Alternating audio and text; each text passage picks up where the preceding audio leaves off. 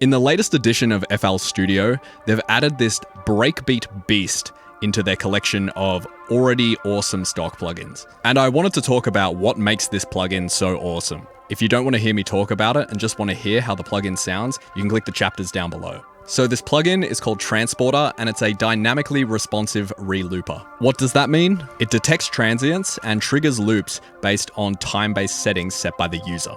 For controls, you have level sliders for dry, loop A, and loop B. You have sensitivity, which is how sensitive it is to a transient. You can think of this like a threshold, although I'm not sure if it's linear. You have your loop time, which is the minimum amount of time the loop needs to elapse before it will re-trigger. You have your A-B loop ratio, which determines the time ratios between the loops. You've got reverse, which determines the likelihood of the sound playing in reverse.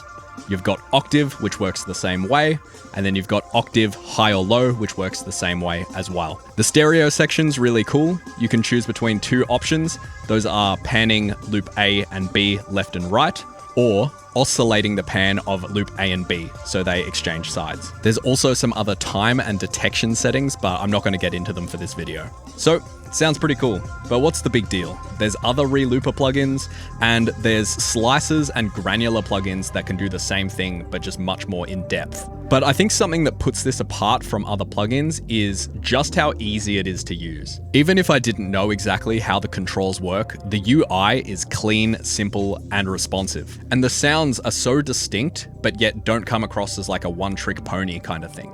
This makes the plugin really accessible for beginners, but also good for everyone. ImageLine, the publishers of FL Studio, are really tapped into their target demographic. It seems probable that this plugin is targeted towards genres like breakbeat, jungle, and breakcore. In the last few years, there's been a huge resurgence of these styles. This is partly due to the increased access of DAWs, recurring music media trends, and massive nostalgia for the 5th generation video games from the late 90s, particularly that of the PlayStation 1. For people who are interested in getting into music production because of these genres, this plugin might be a major selling point.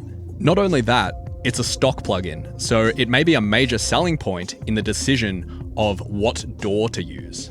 The other thing I noticed about this plugin is its potential for live applications. At this point in time, Ableton reigns supreme as the best DAW for live use. If you disagree, please leave a comment because I've never met anyone in real life who has disputed that. Session View is baked into the software and is foundational for the DAW itself. FL Studio Performance Mode is fine. I like the pattern system, but it's not always the most intuitive way to do things. I think the introduction of plugins like Transporter and their easy-to-use interfaces can really help with FL's live capacity. Just say you were doing drum tracks for a live hyperpop act. You can have your loops and samples loaded into the pattern view, but also you could chuck a transporter on the drum bus and have awesome live jams where you're tweaking parameters. And I think something important with that too is that it's accessible. You don't need to dig through presets, you don't need to go through menus.